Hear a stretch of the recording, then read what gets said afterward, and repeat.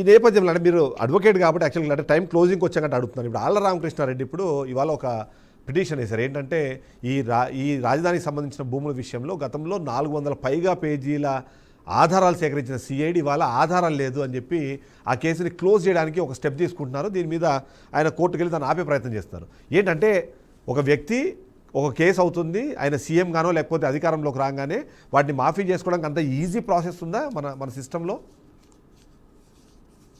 Sir, Alla Ramakrishna Reddy గారు చేసే పనిని సాధారణ ప్రతి పౌరుడు చేయాలి సార్. ఎందుకంటే 486 పేజీలు కలిగినటువంటి ఆధారపూర్వకంగా వాళ్ళు ఇచ్చినప్పుడు 270వ పేజీ నుంచి మీరు చదవగలిగితే ప్రతిదీ ఎవిడెంటరీ రూపంలో పొందుపరిచినటువంటి విషయాలు. ఈ విషయాల్ని పైన అంటే వడ్డిచ్చేవాడు మా వాడైతే ఏ మూలన్నా నాకు వచ్చిద్దిలే అన్నట్టుగా ఎప్పుడైతే ముఖ్యమంత్రికి సంబంధిత కేసుల్ని ఆ ముఖ్యమంత్రి అధికారిక హోదాలో ఉన్నప్పుడు ఆ కేసులు అక్కడ చూడకూడదు అనేటటువంటిది జయలలిత గారి కేసులు కూడా అలాగే పక్క రాష్ట్రానికి కన్వర్ట్ చేసినారండి. మీరు చూస్తే వివేకానంద రెడ్డి గారి మర్డర్ కేసుని జగన్మోహన్ రెడ్డి గారు ముఖ్యమంత్రిగా ఉన్నప్పుడు సునీతమ్మ గారు ఇక్కడ నాకు న్యాయం దొరకదు, ఎందుకంటే ఆ కేసులో అతను కూడా ముద్దాయేమో, లేకపోతే ముద్దాయిలకు అతను సహకరిస్తాడేమో అని ఆవిడ కేసుని తెలంగాణ కోర్టుకి మార్చుకుందే. ఇక్కడ కేసులో ఇతనే ముద్దాయి, ఇతనే రాష్ట్ర ముఖ్యమంత్రి, కానీ ఇతని దగ్గరే పనిచేస్తుంది సిఐడి. ఆ సిఐడి అధికారిని కూడా ఇతనే అపాయింట్ చేసినాడు. ఇక న్యాయం జరుగుతుందా? న్యాయం దొరుకుతుందా? క్లీన్ చిట్, దీనికి ఎటువంటి సంబంధం లేదు. మొన్న ఈ మధ్య కూడా ఒక కేసు క్లీన్ చిట్ వచ్చేసింది, ఇది కూడా వచ్చేస్తుంది.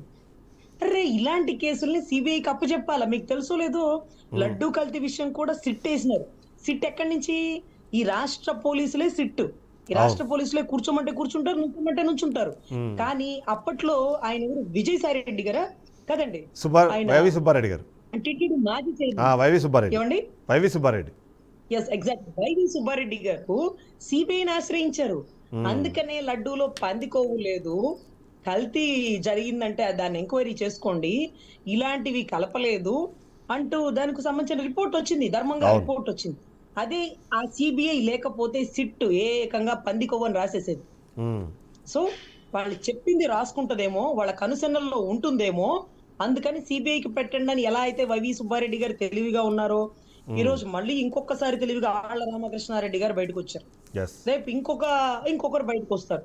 వారు ముఖ్యమంత్రిగా ఉన్నప్పుడు వారికి సంబంధిత కేసులు కానీ, వారి కొడుకుకి సంబంధిత కేసులు కానీ, వారి సంబంధిత వర్గాల కేసులు కానీ వారికి వారు న్యాయం చేసుకుంటారు. కాబట్టి అవి అన్నిటినీ సిబిఐకి కన్వర్ట్ చేస్తూ దయచేసి మీరు అత్యున్నత వ్యవస్థ అంటే సెంట్రల్ బ్యూరో ఆఫ్ ఇన్వెస్టిగేషన్ గా మేము నమ్ముతున్నామంటూ వాటిని ఇస్తాం సార్. సర్వసాధారణంగా అలా ఇస్తారు, అలా ఇవ్వాలి, అలా అయితేనే న్యాయం జరుగుతుంది. అదర్వైజ్ ఖచ్చితంగా క్లీన్ చిట్. అంటే ఏ కారణం చేతనే వీళ్ళు క్లీన్ చిట్ ఇచ్చి రేపొద్దున అధికారం మారిన తర్వాత మళ్ళీ వైఎస్ జగన్మోహన్ రెడ్డి వచ్చారనుకుందాం అధికారంలోకి వస్తే, మళ్ళీ వీళ్ళు ఈ కేసులు ఓపెన్ చేసి రీఓపెన్ చేసి మళ్ళీ వాడి మీద ఇన్వెస్టిగేట్ చేయడము, లేకపోతే మీరు అన్నట్టుగా సిబిఐకి అప్పుడు రిక్వెస్ట్ చేసి మళ్ళీ చేయడం, ఇవన్నీ పాసిబిలిటీస్ ఉంటాయా? 100% సార్, 100%. పెండింగ్ కేసులో సరిగా ఇన్వెస్టిగేషన్ జరగలేదు, రీఇన్వెస్టిగేషన్ చెయ్యండి అగైన్ అని ఇస్తారనుకోండి, మళ్ళీ కథ మొదలు. మళ్ళీ ఈ లోపు ఆయన ఇన్వెస్టిగేషన్ పార్ట్ లో మళ్ళీ ఆయన ఇబ్బంది పెడతారు కాబట్టి ఆయన అరెస్ట్ చేస్తారు అగైన్ అండి. ఈ 5 ఏళ్లు తప్పించుకుంటారేమో కానీ ఎల్లకాలం తప్పించుకోలేరండి. ఈ 5 ఏళ్లు కూడా తప్పించుకోవడానికి అంటే రాగల 3 ఏళ్ళేలండి, ఈ 3 ఏళ్లు కూడా తప్పించుకోవడానికి వీలు లేకుండా కూడా వీళ్ళు సిబిఐని ఆశ్రయించడం అనేది ధర్మం అన్నమాట. అంటే ట్రాన్స్పరెంట్ గా జరగాలి అన్నప్పుడు మీకు ఒక విషయం తెలుసు, ఒక జడ్జి గారు ఒక కేసు వాదిస్తున్నప్పుడు, అంటే ఒక జడ్జి గారు ఒక పోస్ట్ లో ఉన్నప్పుడు ఆ జడ్జి గారి కొడుకు కూతురు మరి భార్య లాయర్ గా ఉంటే ఆ కోర్టులో కేసు చేయకూడదు, ఎంతో మంది జడ్జిల కొడుకుల కేసులు ఆ జడ్జి గారి దగ్గర ఉన్నప్పుడు నాకు ఇచ్చి పంపించేవాళ్ళు, ఆయన పేరుతో కూడా ఉండనీకూడదు. అంటే అక్కడెక్కడన్నా మోసం జరిగిపోతుందేమో, ట్రాన్స్పరెంట్ గా ఉండాలా, వాళ్ళ కొడుకు కాబట్టి వాళ్ళకి జడ్జిమెంట్లు ఇచ్చేస్తాడు, వాళ్ళు కాబట్టి అంటారు అనే ఉద్దేశంతో అలాంటి ఉంటాయండి ఇన్స్ట్రక్షన్స్. సో ఇక్కడ కూడా ఆయన ఒక ముఖ్యమంత్రి తాలూకా దాంట్లో ముద్దాయిగా ఉండి, ముఖ్యమంత్రి ఆయన అయ్యుండి, ఆయన కన్సర్నల్లో నడిచేటటువంటి సిఐడి ఇన్వెస్టిగేషన్ లో అక్కడ ట్రాన్స్పరెంట్ గా జరుగుతుందా, ఆయన చెప్పిందే జరుగుతుందా, ఆయన ఇచ్చింది రాసుకుంటారా? సో ఇవన్నీ చాలా సస్పెక్షన్స్ ఉంటాయి. కాబట్టి మనము ట్రాన్స్పరెంట్ గా ఉందామనుకుంటే, మన దగ్గర నీతి ఉందనుకుంటే, మనం ధర్మంగా ఉన్నామనుకుంటే మనం చేసుకోండి, ఎవరైనా ఇన్వెస్టిగేషన్ చేసుకోండి, ఏముంది. నేను కరెక్ట్ గా ఉన్నా, నేనేంటో నాకు తెలుసు, నా దగ్గర అన్ని ఎవిడెన్స్లు ఉన్నాయని ఇచ్చేయచ్చు. అవును. మరి అలా ఇవ్వడానికి వారు ఒప్పుకుంటారా? ఒప్పుకోరా? అసలు ఇక్కడే క్లీన్ చిట్ వస్తుందా? ఇక్కడ క్లీన్ చిట్ వచ్చినా గానీ సిబిఐ ఇన్వెస్టిగేషన్ చేసుకుంటుందండి. నో ఇష్యూ అండి దాంట్లో. కానీ ఈ సందర్భంలో ఇప్పుడు మీరు ఎలా లడ్డూ కేసు అన్నారు కాబట్టి ఆల్రెడీ సిబిఐ సిట్ ఒక రిపోర్ట్ ఇచ్చింది, అది కోర్టులో ఆల్రెడీ అడ్మిట్ అయింది. ఇప్పుడు దానిపైన ఏకసభ్య కమిషన్ అని చెప్పి ఒక కమిషన్ నిన్న కాన్స్టిట్యూట్ చేశారు. మీరు చూస్తే ఏంటి ఏకసభ్య కమిషన్ వల్ల ఏమైనా లాభం ఉంటుందా, లేకపోతే కేవలము ఇప్పుడు ఏదైతే వాళ్ళు అనుమానపడినట్టో, లేకపోతే వాళ్ళు ఆల్రెడీ ఒక స్టేట్మెంట్ ఇచ్చారు కాబట్టి దాని ఆన్సర్ వచ్చే తర్వాత ఏదో ముందుగా ఆన్సర్ రాసుకుని దానిపైన క్వశ్చన్ రాసుకుంటున్నారు, అదొక అనుమానం ఉంది చాలా మందిలో. ఆ ఏకసభ్య కమిషన్ వల్ల ఏమైనా ఒరిగేది ఉందా, దానివల్ల ఏమైనా లాభం ఉందా?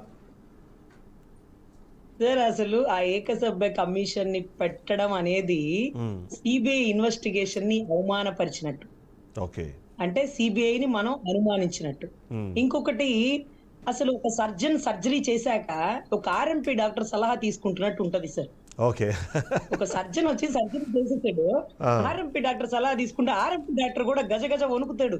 ఏమయ్యా నీకు చెప్పినోడు ఒక సర్జన్ అయ్యా, నాకు అసలు ఆ విద్య తెలియదయ్యా బాబు, నేనేదో ఒళ్ళు వేడిగా ఉంటూ పారాసెటమాలో లేకపోతే జలుబు వస్తే ఒక సెట్రజన్, దగ్గు వస్తే ఇంకోటో ఇవన్నీ రాసి ఇచ్చేవాడినవే, మాకేం తెలుసు అంటే లేదు లేదు మీరే చెప్పండి అంటే అడిగేవాడు తిక్కలోడు అవుతాడే గానీ తెలివిగలవాడు కాదు సార్.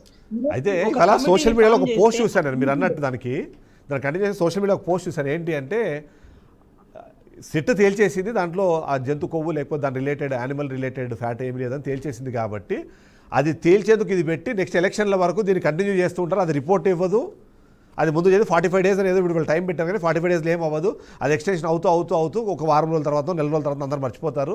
ఆ ఏకసభ్య కమిషన్ వస్తే అదేదో అంటారు చూసారా, నా భుజాల మీద పెడితే నేను కొండను మోస్తాను అన్నట్టు ఆ మోసే కొండ కోసం ఎదురు చూడాల్సి వస్తుంది అన్నది ఒక మీమ్ నడుస్తుంది ఇవాళ. అంటే ఏకసభ్య కమిషన్ పేరుతో కేవలము జనాల దాని యాక్టివ్.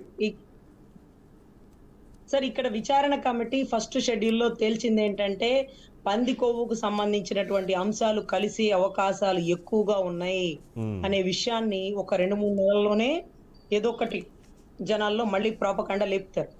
సో అప్పుడు సిబిఐ వీరి మీద ఒక యాక్షన్ తీసుకోవాలి. నా దాకా వచ్చాక నేను ఒక రిపోర్ట్ ఇచ్చాక మళ్ళీ మీరు చేస్తానంటే, ఒక సుప్రీంకోర్టు ఒకడికి మరణ శిక్ష విధించాక మళ్ళీ జిల్లా కోర్టుకి వెళ్తే బెయిల్ వస్తుందా అండి? జిల్లా కోర్టులో ఆ మరణ శిక్ష తీసేయించండి అని ఎవరైనా అడిగితే, ఒరే నువ్వు తెలివిగలవాడా, తెలివి తక్కువడా, లేకపోతే మమ్మల్ని తిక్కలోనం చేస్తున్నావా అంటారు సార్. సో అటువంటి పరిస్థితి. కాకపోతే పోలవరం ఎందుకు ఆగిపోయిందో చెప్పలేరు సార్. ఎందుకు క్వాలిటీగా కట్టట్లేదని సెంట్రల్ చివాట్లు పెట్టి పోలవరానికి ఇచ్చే డబ్బులు ఇవ్వకపోతే ఎందుకు ఆగిపోయిందో, ఎక్కడ ఎంత లోతున కట్టాల్సినది, లేకపోతే దానికి సంబంధించిన మెగా ప్రాజెక్ట్ కి సంబంధించిన వాళ్ళ దగ్గర ఉండేటటువంటి కల్తీ, ఇవన్నీ కూడా ఎందుకు పక్కన పెట్టేసింది పోలవరం. చాలా వ్యాలిడ్ పాయింట్. రీసెంట్లీ మీరు చాలా వ్యాలిడ్ పాయింట్ చెప్పారు. రీసెంట్లీ నేను కూడా ఆ రిపోర్ట్ చదివాను. సెంట్రల్ వాటర్ కమిషన్ చాలా క్లియర్గా నేను చెప్పిన ఎత్తు ఎంత, మీరు కడుతున్న ఎత్తు ఎంత, ఆ ఎత్తు మళ్ళీ అది కిందికి కుంగి 1 మీటర్ దాకా కుంగే అవకాశం ఉంది కాబట్టి కనీసం 1 మీటర్ ఎత్తు కట్టాలి మీరు అని చెప్పేసి అంత చాలా క్లియర్గా చెప్తే వాళ్ళు యాజ్ పర్ ఏదైతే, అంటే సరే ఆ మాట అనకూడదేమో, వాళ్ళు ఏదైతే ఆల్రెడీ మాట్లాడుకున్నారో ఆ లెక్క మాత్రం కట్టేసి వెళ్ళిపోతున్నారని చెప్పి అంటున్నారు. ప్రభుత్వం ఆపట్లేదు. అంటే ఏంటి నిజంగానే ఏ దాని గురించి డిస్కషన్ జరగకుండా రాష్ట్రంలో అయితే లడ్డు గురించి మాట్లాడుతున్నాం లేదా హెరిటేజ్ గురించి మాట్లాడుతున్నాం? సార్ అది అసలు 4.5 కట్టాల్సింది 3.5 కట్టారు. అది ఆల్రెడీ 3.5 కట్టిన తర్వాత ఆటోమేటిక్ గా కుంగి 2.5కి వెళ్ళిపోతుంది. ఇది ప్రాజెక్ట్ మనుగడకి ఇబ్బంది అవుతుంది. ఇవంతా ఎవిడెంటరీ రికార్డెడ్ గా రాసిచ్చినారు సార్. పాయింట్ నెంబర్ 1 ఇది. పాయింట్ నెంబర్ 2, ఈ కాంక్రీట్లు కల్తీ కలిసిన తర్వాత నీరు పైకి వచ్చి ఈ కాంక్రీట్ ఇంకా లోతుకు వెళ్ళిపోవడం. పాయింట్ నెంబర్ 3, మెగా ప్రాజెక్ట్ లో కల్తీ జరిగింది. ఇవన్నీ స్టెప్ బై స్టెప్ పేపర్ లో వేయించమనండి సార్. ఒక అవగాహన అనేది ప్రజలకి కలగాల. సో ఇవన్నీ విషయాలు పక్కదో పట్టిస్తూ ఎకరాలు గీతంకి రాసి ఇచ్చేద్దాం, 500 కోట్లు కట్టలేక అదేంటి టెండర్లు వేపిద్దాం అంటే ఒక్కడన్నా టెండర్ వేసినాడా అండి? మెడికల్ కాలేజీలు పనులు ఆగిపోట్లే. మీరన్నా చేస్తారా, వాళ్ళన్నా చేయనిస్తారా? వాళ్ళని చేయనివ్వరు, వాళ్ళు రారు. టెండర్లు వేసే వాళ్ళకి భయం కలుగుతుంది, మళ్ళీ డబ్బులు వస్తాయో రావో, ప్రభుత్వాలు మారితే మేము పెట్టిన పెట్టుబడి కూడా రాదు, ఈయన ఈ మాదిరిగా బెదిరిస్తున్నాడు. మరి మీరు వేయండి. మీ వాళ్ళు పెద్ద పెద్ద దళారులు ఉన్నారు కదా, నారాయణకు సంబంధించిన మంత్రి నారాయణ గారు ఉన్నారు కదా, లేకపోతే గీతం యూనివర్సిటీ ఓనర్ గారితో ఇవ్వించండి. ఎందుకంటే వాళ్ళ డబ్బులు కూడా వేస్ట్ కాకూడదు. ఇప్పుడు మెడికల్ కాలేజ్లు ఆగిపోయినాయి. 20 నెలలు అయిపోతుంది, అరౌండ్ 2 years కంప్లీట్ అయిపోతుందేమో.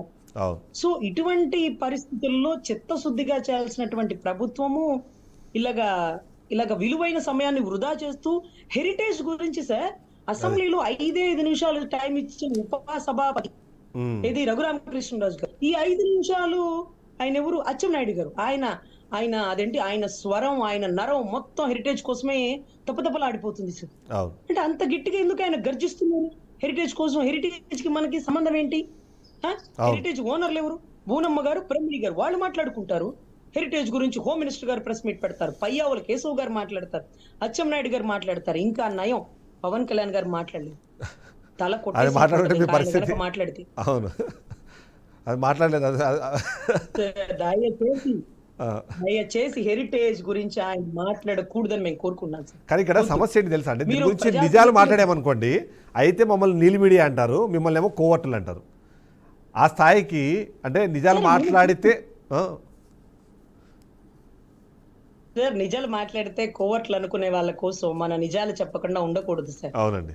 ఒక ఒక మేధావి మౌనం రాష్ట్రానికి విపత్తు జరుగుతుంది అని అంటారు చూడండి. Yes. మనకి తెలిసిన సమాచారాన్ని ప్రజలకు చెప్పలేక ఇబ్బంది పడడం చాలా తప్పు. చెప్పేయాలి దాని పర్యవసానం కోవర్ట్ అనుకోండి, లేకపోతే వాడు ఏదో ప్యాకేజ్ ఇస్తున్నాడు అనుకోండి, ఇంకోటి అనుకోండి, ఏమైనా అనుకోండి, తప్పు కదా. ఈ రోజు హెరిటేజ్ గురించి ఆయన ఎక్కడ మాట్లాడేస్తారని నేను చాలా టెన్షన్ పడ్డాను సార్. అసలు ఇంకా తలెత్తుకోలేము. ఆయన హెరిటేజ్ గురించి కనుక సపోర్ట్ చేస్తూ ఒక్క మాట గానీ మాట్లాడారో అసలు జన సైనికులకి తల కొట్టేసినట్టు అయిపోతుంది. అవును. సో ఖచ్చితంగా కొన్ని మనం మాట్లాడాలి, కొన్ని మనం సమర్థించకూడదు, కొన్ని విషయాల్లో మనం తల దూర్చకూడదు. అవును. కానీ ఇవాళ లేటెస్ట్ బ్రేకింగ్ జస్ట్ నేను ఫర్ ద రికార్డ్ చెప్తున్నాను. ఏదైతే అజిత్ పవార్కి సంబంధించిన విమాన ప్రమాదం ఏదైతే ఉందో ఆ కంపెనీ విఎస్ఆర్ ఏవియేషన్ అనే కంపెనీకి లోన్ రీషెడ్యూల్ చేసిన కంపెనీ ఏంటంటే హెరిటేజ్ ఫిన్లీజ్ అంట. ఇప్పుడు ఆయన అజిత్ పవార్ వాళ్ళ అల్లుడు ఆయన రోహిత్ పవార్ అని ఆయన ఇప్పుడు ఏం చేస్తున్నాడంటే ఎట్టి పరిస్థితుల్లో రామ్మోహన్ నాయుడిని అక్కడ నుంచి తప్పించి ఆ తర్వాత మీరు ఇన్వెస్టిగేట్ చేయండి, లేకపోతే అంటే న్యాయం జరిగే అవకాశం లేదు, అజిత్ దాదాకి న్యాయం జరిగే అవకాశం లేదు. వాళ్ళు ఆయన పెద్ద ప్రెస్ మీట్ పెట్టారు. సో కనెక్షన్ ఎక్కడి నుంచి ఎక్కడికో కనెక్ట్ అవుతున్నాయి. ఇవన్నీ మాట్లాడుతున్నప్పుడు వీడి గురించి ఎవరు మాట్లాడకూడదు. మాట్లాడితే నేను అన్నట్టు కోవర్ట్లు లేదా నీలి మీడియానో లేదో ఒక ఆ స్టాంప్ వేసే ప్రయత్నం అయితే బ్రహ్మాండంగా జరుగుతుంది, గట్టిగా జరుగుతుంది.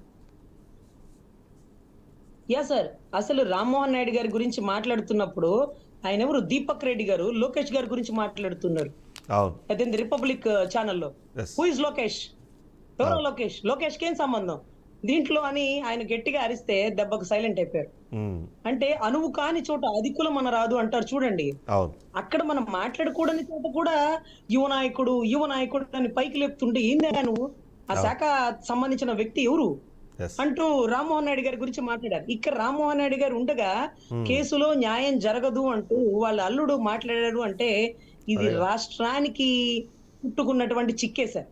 ఖచ్చితంగా ఆయన చావులో కూడా రాష్ట్ర సంబంధించిన ఒక శాఖ మంత్రి పాత్ర ఉంటుందేమోనని వారు అనుమానిస్తున్నారంటే మనం ఆఖరికి మన స్థాయి పెంచడం తగ్గించడం అనేది ఇక మన చేతుల్లోనే ఉంటుంది సార్. సార్ ఎనీవే ట్రాన్స్పరెంట్ గా జరగాలంటే వీరు ఉండకూడదు అని వారు చెప్పారంటే, వారు ఉంటే న్యాయం జరగదు అని వారు భావిస్తున్నారంటే వారి మీద కొన్ని అనుమానాలు ఉన్నట్టే. వారెవరు అంటే రాష్ట్రానికి సింబల్. సో రాష్ట్రాన్ని విలువ తగ్గుతుంది అనమాట. సో ఎనీవే ఖచ్చితంగా సెంట్రల్ లో కానీ స్టేట్ లో కానీ ట్రాన్స్పరెంట్ పరిపాలన అందిస్తే ప్రజల చేతుల్లో జేజేలు వస్తాయి. లేకపోతే మళ్ళీ ప్రభుత్వానికి ఇబ్బందికర పరిస్థితులు అయితే ఖచ్చితంగా ఎదుర్కొంటారు. Thank you so much Rajani గారు, చాలా టైం ఇచ్చారు మీరు. నెక్స్ట్ టైం మళ్ళీ ఇంకొకసారి, ఎందుకంటే కాపు రాజకీయాల మీద మాట్లాడాలి ఇవాళ, కానీ టైం అయిపోయింది కాబట్టి నేను ఇక్కడ క్లోజ్ చేస్తున్నాను. నెక్స్ట్ దాంట్లో ఖచ్చితంగా మనం మాట్లాడదాం. ఎందుకంటే అంబటి రాంబాబుని ఇప్పుడు కాపుకి అంటే కాపు కులానికి కనెక్ట్ చేసే ప్రయత్నము వైసీపీ చేస్తోంది, డిస్కనెక్ట్ చేసే ప్రయత్నము కూటమి చేస్తుంది. కాబట్టి దాని మీద మనం డిస్కస్ చేద్దాము. That is a very important factor మనం మాట్లాడాల్సింది. Thank you so much Rajani garu. Thank you. So ఓవరాల్గా చూస్తే మాత్రం అంటే ప్రశ్నించేందుకు పార్టీ పెట్టారు, ఆ ప్రశ్నించాల్సిన అవసరము, ఆ ప్రశ్నించకపోవడం వల్ల జరుగుతున్న పరిణామాలు వాటి మీద కూడా చాలా మంచి విశ్లేషణ అందించారు. ఇవాళ ఆంధ్రప్రదేశ్ రాష్ట్రంలో ఉన్న సమస్యలు ఏంటి, ఆ సమస్యల మీద మాట్లాడాల్సిన అవసరం ఎందుకు ఉంది, అది మాట్లాడకపోతే జరిగే నష్టాలు ఏంటి, ఇవన్నిటి మీద కూడా ఆమె చాలా కూలంకషంగా డిస్కస్ చేసే ప్రయత్నం చేశారు.